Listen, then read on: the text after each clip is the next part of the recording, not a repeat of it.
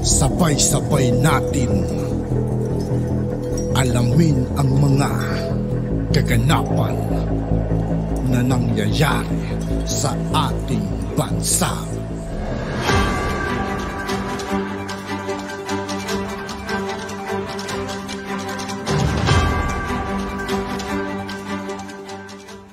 Yo, what's up mga kaibigan? This is I2K po again.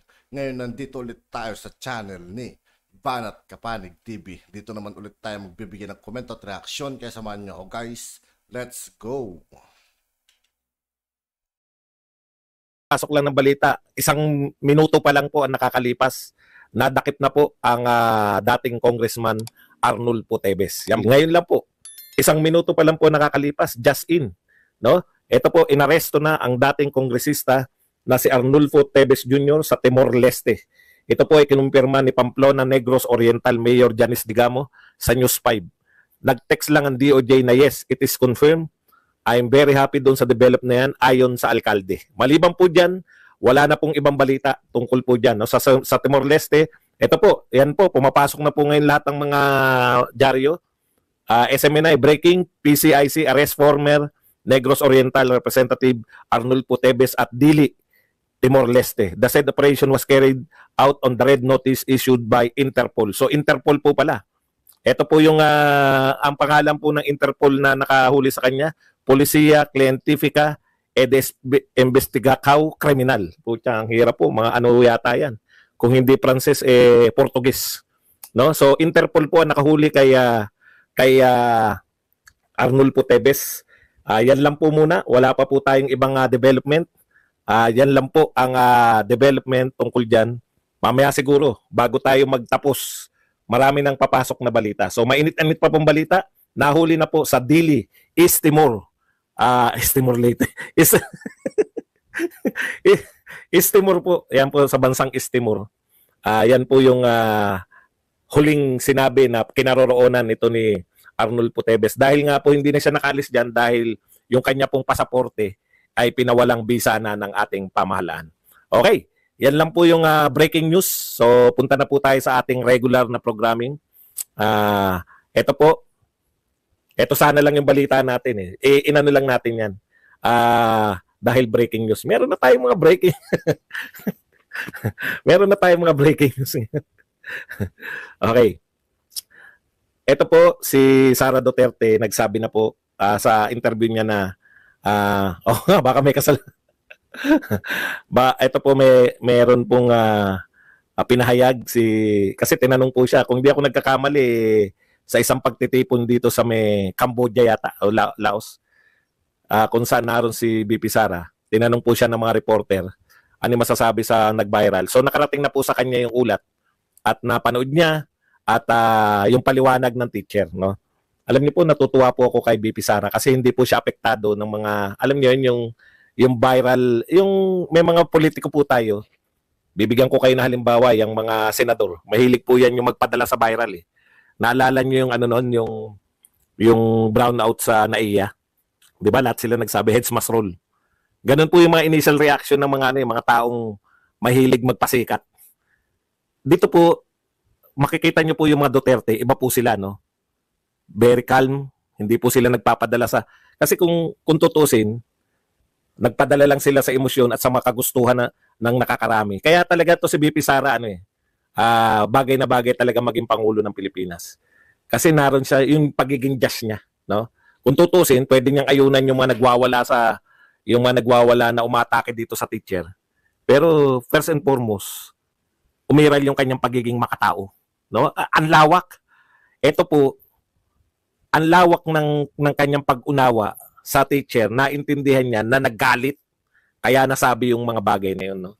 Ito po yung sinisiraan nila na nananapak ng sheriff, na butangera, na talagang away-away. No? Yan po si BP Sara. Hindi niyo naintindihan yung pagiging makatao. Pag ganito po yan po yung yung parang mahirap unawain sa mga Duterte. Hindi po sila hindi po sila yung isang face lang. Kumbaga ang tawag po diyan multifaceted, no? Yung punong-puno sila ng emosyon. Pag galit, pag sa mga kriminal, iba yung treatment nila, no? Sa kriminal, terorista, grabe po sila magalit. Mag-ama. Yan mag-ama. Pero yung sa mga pangkaraniwang tao, na alam mo na hindi naman niya laging ginagawa. O palagay na natin kahit masungit talaga yung teacher. Pero alam niya na yun ay ano, no? Hindi po yun, alam nila yung kasalanan na mabigat at yung kasalanan na out of emotion, no? Ang tawag po diyan yung pagiging makatao. Eh. Kaya po nilang yung galit na galit sila sa mga terorista, galit na galit sila sa mga magnanakaw sa gobyerno, galit na galit sila sa mga drug lords. Pero mapagkandili sila sa mga pangkaraniwan tao. Alam din nila na hindi lahat yung mga pangkaraniwan tao yun nga no, katulad ng lahat ng tao, marunong magalit, marunong maging masaya, etc. Pasado rin kay BP Sara Duterte yung paliwanag ng teacher. Kasi tinanong din siya bakit po yung ano po yung TikTok, bakit niya po ni-live? Hindi niya raw alam, hindi raw alam ng teacher na naka-live siya. Kasi syempre alam niyo naman, mahirap yun. Parang yun ang hindi ko mapaniwalaan, BP. Medyo pagalitan mo rin yung principal, ha? Kinakailangan hindi na maulit kasi masama ang dating naman kung pinaniwalaan natin sa lahat. Hindi naman ako maniniwala kahit ako matanda na Hindi naman ako mapapaniwala ng teacher na hindi mo alam na naka-live ka sa TikTok. Puta, kotongan. Sa akin, tama po yun, no? Tama po yun na alam niyo yun yung pagiging makatao. Kailangan po yan. Yung nakikinig. Kaya po sila, di ba? Pag may napatay na sundalo, naroon kagad. Nakikiramay, yung pakikiisa sa tao. Ramdam nila kahit matagal na silang politiko, alam mo yun, nararamdaman pa rin po nila yung pakiramdam ng mga pangkaraniwan tao. Correct. Very broad-minded. Kasi kung yung mga senador yan, nako, alam nyo na. Tanggalan na ng lisensya. Nakita ko yan si Tulfo. Hindi pa senador yan. Yan po ang kauna-unahan kong topic sa politika. Yung nakita kong pinatatanggalan niya ng lisensya yung isang teacher. Sabi ko, puta nang gugulo yung mga bata. Dinisiplina ng teacher, patatanggalan mo. Sino ka? Batas ba yan? Di ganyan ang batas. Kaya very appreciated, no? Kasi asawa ko teacher Asawa ko po teacher mahal na pangalawang pangulo. Nangyayari po talaga sa teacher, napaka-normal po, no? Napaka-normal po na magalit po yung mga teacher. Ang sabi ko nga, ang puna ko lang sa teacher yung naka-live siya sa TikTok. Pero tignan niyo po, kahit na anong masakit sinabi niya, hindi siya nagmura. 'Di ba? Kahit na anong masakit na sinabi niya in general, hindi niya tinukoy yung isang tao para mapahiya. Alam niyo, normal 'yun May alam nga akong teacher na pogi Nung teacher pa siya Tapos naging principal yung poging teacher niya. Pucha sa galit, pinagbubunto na ng pansin, wasak-wasak yung lamesa Lamesa po yung hinahagis Kasi ayaw niyang manakit ng estudyante. Pero nagagalit ka talaga kahit na anong bait mo. Yan. Tayo nga Meron akong kakilalang principal.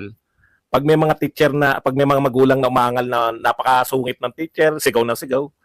Isa lang ang tanong ng principal na pogi din na yun. May poging principal akong kilala Alam niyo, tinatanong nila sa magulang, ikaw ba hindi ka napalo ng teacher mo noong araw?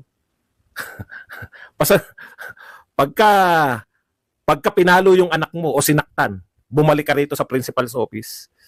Kaya kakilala kong poging principal yan. Ganun po ang mga katwiran. Pero pag sinigawan lang yung anak mo, pinagalitan lang, walang kaso yan. Hindi po bawal magalit yung teacher. Ang bawal po, manakit. Tandaan nyo bawal pong manakit. Yan. Corporal pa. Pero magalit, sobra naman kayo. Ano yan puta, niloloko na ng estudyante. Tatawa pa rin.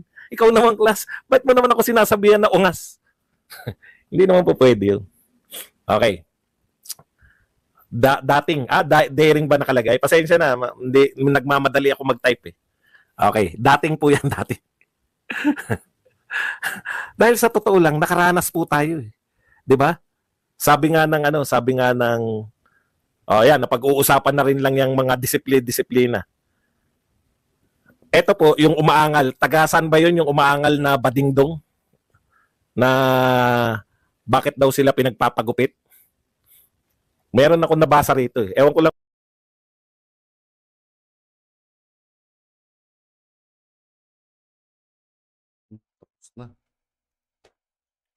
At yun nga po mga kaibigan, dito po nagtatapos ang ating reaction video.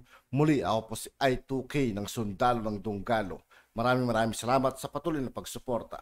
Yeah, peace out.